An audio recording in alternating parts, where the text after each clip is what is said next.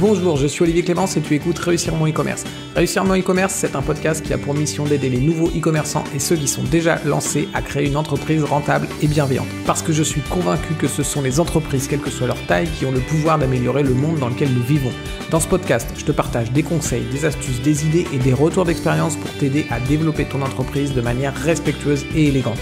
Allez, c'est parti pour un nouvel épisode. Salut, j'espère que tu vas bien. Aujourd'hui, on va faire un épisode un peu plus cool que d'habitude parce qu'on va parler de vacances.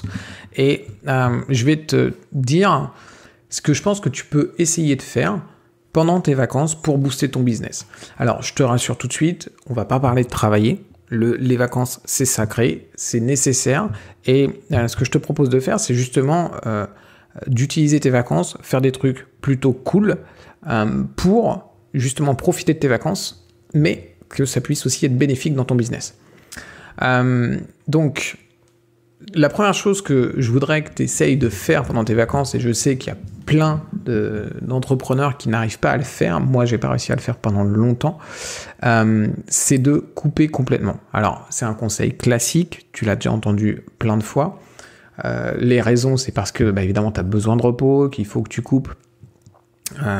Et que l'excuse, je vais juste lire mes mails, et en fait, ça fait que tu coupes pas vraiment et que tu sors pas vraiment du boulot. Donc, couper, c'est vraiment important parce que si tu te reposes pas, c'est comme un sportif en fait. Le sportif, il travaille, mais il se repose aussi. Et s'il a pas assez de temps de repos, il est beaucoup moins efficace et il va à la blessure en fait, à un moment donné. Donc, le repos est tout aussi important pour un sportif que l'entraînement, que le travail musculaire, etc. C'est la même chose pour un entrepreneur. Tu as besoin de repos, tu as besoin de faire des pauses. Et du coup, il faut faire une vraie pause. C'est-à-dire qu'il ne faut pas continuer à lire ses mails, etc. Et en fait, l'idée, c'est que si tu lis tes mails, tu fais juste quelques bricoles, tu ne vas pas sortir du boulot. Et quand tu vas reprendre le boulot, tu vas juste retourner dans ta routine, en fait. Tu avais juste un petit peu levé le pied, quoi. Et c'était pas dingue, c'était pas ouf. Ça donnait pas forcément grand-chose comme résultat en termes de repos. Et tu vas pas être excité à l'idée de reprendre ton boulot. Ok ? Ce qu'il faut, en fait, c'est que t'aies fait tes vacances, t'aies bien profité de tes vacances, et que finalement, ton boulot, il te manque à un moment donné. T'as envie de reprendre ce boulot, t'es pressé d'y aller, t'es pressé de reprendre, t'as plein d'idées qui sont venues, etc. Parce que justement, cette période de repos, elle est super utile pour la créativité, pour avoir plein d'idées. Et du coup, t'as qu'une envie, c'est de mettre en place tous ces nouveaux projets. Et c'est comme ça que tu dois reprendre ton boulot pour avoir une niaque d'enfer, avoir une énergie de ouf, et que tu sois ultra motivé, en fait. Alors, quand tu vas couper complètement, ce qui va se passer, c'est que quand tu vas revenir, faut le dire clairement, ça va être le bordel. Ça va être le bordel dans ton business. Il va y avoir plein de trucs à gérer, plein de trucs en retard, etc. Et ce qu'il faut comprendre, et il faut partir déjà, quand tu pars en vacances, il faut que tu partes déjà avec cette idée que tu vas couper et que quand tu vas revenir, ça va être le bordel et que c'est OK. C'est complètement OK que ce soit le bordel quand tu reviennes et que finalement, c'est presque le but qu'on recherche. C'est même le but qu'on recherche, c'est pas presque, c'est le but qu'on recherche. C'est qu'en effet, il y a des choses qui marchent pas, des trucs qui sont en retard, des trucs qui sont galères, il va falloir gérer. OK ? Et pourquoi est-ce que c'est ce qu'on recherche ? Parce que justement, tous ces problèmes qui vont survenir pendant que t'es pas là, c'est des problèmes que tu vas pouvoir apprendre à résoudre, mais surtout à résoudre de façon définitive. Ce qui va te permettre d'anticiper pour les prochaines fois. Ok ? Parce que en fait, tout ce qui plante quand tu n'es pas là, ça veut dire que tu es indispensable dans ton business et que du coup, dès que tu es absent, dès que tu es malade, dès que tu as un problème, ton business il tourne moins bien, voire il tourne pas du tout. Ok ? Et le but, c'est que tout ça, quand ça casse, si tu arrives à corriger le problème et à le corriger de façon définitive, ton business il a beaucoup moins besoin de toi. Et ton business il peut tourner tout seul. Les premières années où moi j'ai coupé complètement, je suis revenu, j'avais plusieurs semaines de SAV à faire, des trucs super urgents, des clients mécontents, etc. Et au fur et à mesure, j'ai mis en place les systèmes pour que quand je reviens, franchement, c'est plutôt très très cool. J'ai une journée de travail quand je reviens à peu près. Voilà. Et l'astuce, alors je peux te donner 2 astuces en fait que moi j'ai utilisées, c'est tout simplement déjà d'avoir quelqu'un qui est capable de te servir de backup quand t'es pas là, qui va répondre à ta place, qui est capable de répondre à un maximum de questions à ta place. Moi, typiquement, je vends des modules PrestaShop et sur les modules PrestaShop, j'ai un développeur qui gère le SAV et maintenant, il gère le SAV 100% du temps, donc moi j'ai plus besoin d'être là pour gérer le SAV, donc tout ça c'est déjà géré. J'ai une assistante qui est là pour répondre à la plupart des mails et elle va savoir répondre sans que j'ai besoin d'intervenir, et au final il reste quelques mails où moi je dois intervenir, où mon assistante ou mon développeur a besoin que je lui réponde. Et à ce moment-là, la règle, c'est que quand je suis pas là, ils connaissent mes dates de vacances et ils font simplement patienter le client. Ils lui expliquent, ok, il faut que je bosse avec Olivier, mais Olivier est absent jusqu'à telle date, et donc j'attends sa réponse et je reviendrai vers vous. Et ce qu'on fait en plus, c'est qu'on met une marge de 3 à 4 jours. C'est-à-dire que si je reviens, je reviens le 20 par exemple, on va dire que je vais être dispo à partir du 25. Comme ça, moi, j'ai une marge de 3 à 4 jours, je peux faire ça tranquillement, et puis la plupart du temps, le client, il va avoir une réponse plus tôt que ce qu'il attendait. Et donc, comme ça, lui, il est satisfait. Donc ça, c'est la première astuce que tu peux utiliser. Alors évidemment, faut avoir une petite équipe derrière qui gère ça, et des gens que tu as formés, mais voilà, c'est un objectif que tu peux te fixer pour que l'année suivante, eh bien, quand tu reviendras de tes vacances en ayant bien coupé, t'es plus du tout de problème, ou beaucoup moins de problèmes, parce que tu as du monde qui gère tout ça. Deuxième astuce, c'est tout simplement de mettre un répondeur automatique sur ta boîte mail, sur ton téléphone. Rien que le fait de prévenir les gens en leur disant « je ne serai pas dispo jusqu'à telle date », et encore une fois, laisse-toi une petite marge, ça suffit en fait pour que les gens ne soient pas inquiets, que les gens paniquent pas, que les gens ne soient pas mécontents, que les gens ne demandent pas un remboursement, etc. Les gens sont OK que tu prennes des vacances, en fait. Tu peux rédiger ton mail en disant, voilà, je prends des vacances pour être en pleine forme quand je vais revenir. Sur ton répondeur, tu mets ça. Je prends des vacances pour être en pleine forme quand je vais revenir, pouvoir vous servir un maximum, etc. Et pendant cette période-là, je ne lis pas mes mails, donc je m'occuperai de votre demande à partir de telle date. Okay, et dans l'ordre d'arrivée des trucs, tu vois. Tout simplement. Ça suffit pour que les gens patientent, et on a toujours l'impression que non, les gens vont détester, vont avoir peur, etc. Mais les gens, ils sont OK qu'on prenne des vacances. Eux aussi, ils prennent des vacances. Ils ont envie d'avoir plus de vacances, donc ils vont pas te reprocher de toi d'en prendre, tu vois. Donc, n'hésite pas à faire ça. Ça marche très très bien. Deuxième chose que je t'invite à essayer de faire pendant tes vacances, c'est de tester la méditation. Alors, les bienfaits de la méditation, je ne vais pas m'attarder dessus, peut-être qu'on pourra faire un épisode dessus, mais les bienfaits de la méditation, ils ont été prouvés et archi-prouvés. Tu peux chercher des études, il y en a dans tous les sens.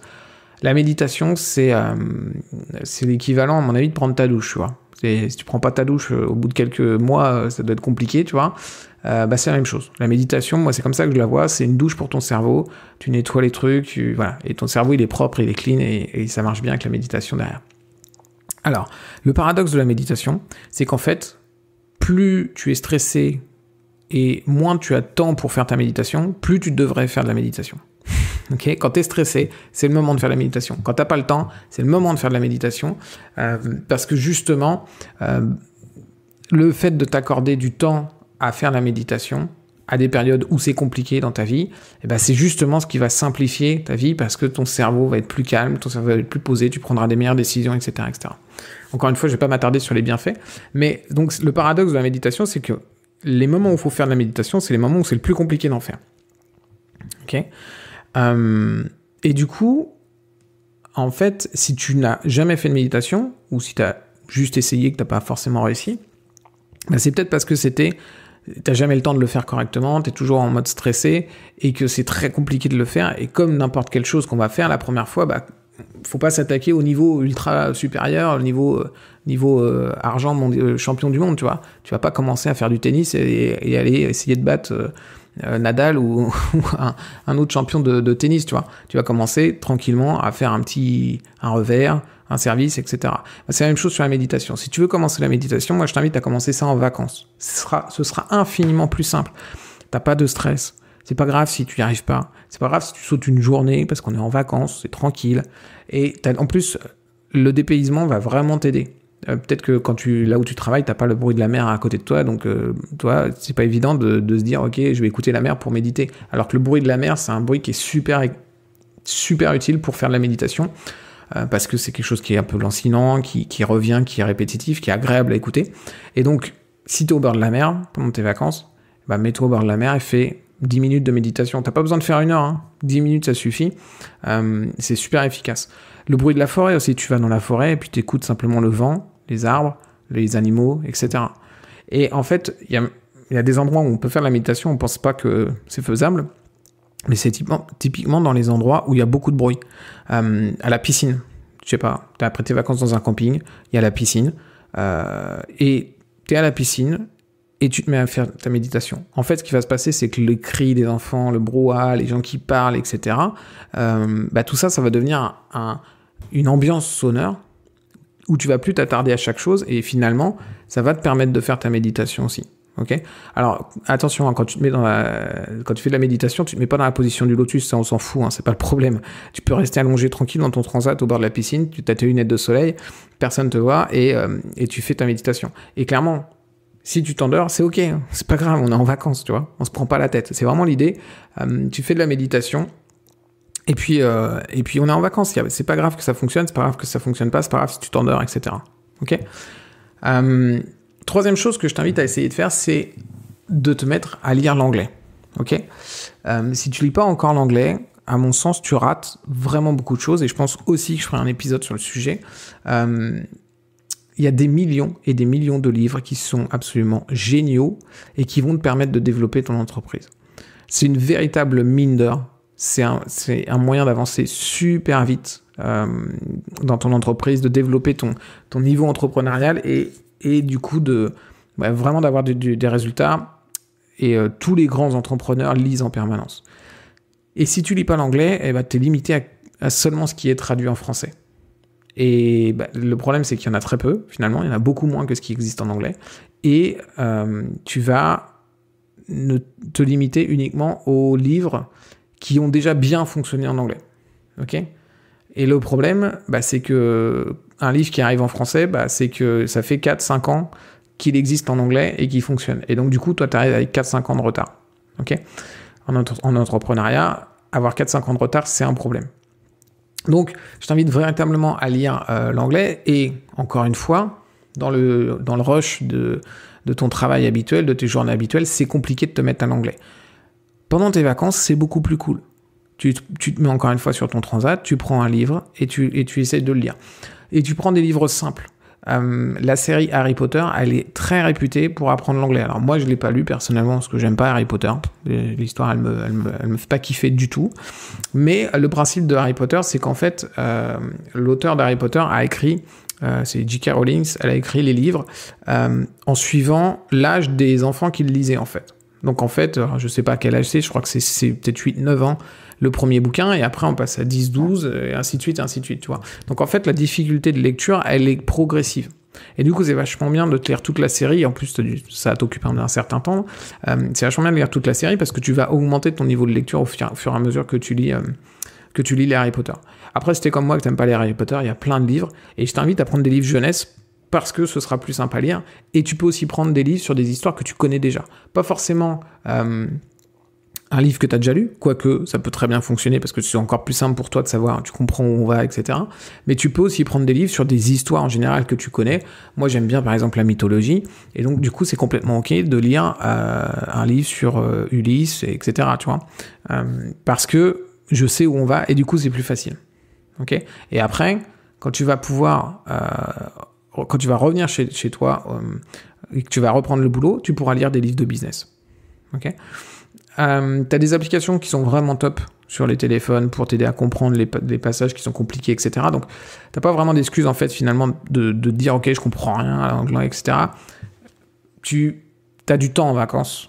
Et même si à chaque page, il faut que tu ailles chercher des mots dans ton bouquin, c'est OK, on n'est pas pressé, il n'y a pas d'urgence, c'est pas la course pour lire le bouquin. Ok ? T'as du temps, et c'est le moment d'utiliser ce temps-là pour, pourquoi pas, te mettre en anglais. Et enfin, quatrième chose que je t'invite à faire, c'est tout simplement à te mettre au sport si tu n'en fais pas. Si tu as du mal à faire du sport parce que tu n'as pas le temps, en règle générale, c'est l'excuse qu'on va avoir, on n'a pas le temps de faire du sport, je suis trop pris par le boulot, machin, etc. Et bien en vacances, l'excuse, elle marche plus. Tu peux te mettre au sport. Okay ? Tu peux te lever le matin et aller courir. Un truc que j'ai fait quand j'étais en vacances en Corse, c'est tous les matins, je me levais et j'allais nager jusqu'à la bouée qui était à je sais pas combien, 150, 200 mètres, j'en sais rien, et je revenais en fait, tous les jours. Et après, du coup, j'avais pris goût à nager le matin, et du coup, j'allais à la piscine après. En fait, tu peux tester plein de trucs pour découvrir ce qui te plaît. Parce qu'en fait, peut-être que tu fais pas de sport, peut-être parce que tu penses que t'as pas le temps, mais c'est aussi peut-être parce que tu trouves pas un truc qui te fait vraiment kiffer. Et quand tu es en vacances, tu as l'autorisation de tester, tu peux tester plein de trucs. Si tu es sur je sais pas, si tu es au camping par exemple, encore une fois, tu peux aller faire du squash, il peut y avoir une salle de squash, tu peux y avoir un terrain de tennis, tu peux aller faire du vélo, tu peux aller faire du footing, tu peux tester plein de trucs en fait. Et une fois que tu as trouvé ce qui te plaît, que tu en as fait 1, 2, 3, 4 séances pendant tes vacances, eh bien, tu vas pouvoir, en rentrant, te trouver un club pour le faire régulièrement et aussi t'engager à y aller régulièrement parce que justement tu as payé le club, parce que le club, il y a des horaires, etc. etc. Clairement, tu connais les bénéfices du sport, hein, je ne vais pas m'attarder là-dessus, mais un corps en forme, c'est un cerveau qui a moins de stress et c'est un cerveau qui a 100% de ses capacités. Et donc du coup, ça va aussi booster ton business. Donc si je résume, moi je t'invite à tester pendant tes vacances, évidemment, tu n'es pas obligé de tout faire, mais essaye de tester un truc. C'est de couper vraiment complètement, mais vraiment, pas juste « Ah, mais je vais juste lire vite fait mes mails ». Non, tu coupes vraiment complètement. Et quand tu rentres, on verra bien le résultat. Tu testes la méditation, tu essaies de lire en anglais et tu testes plein de sports pour trouver celui qui te fait kiffer et que tu puisses t'inscrire après à un club quand tu rentres chez toi. Voilà.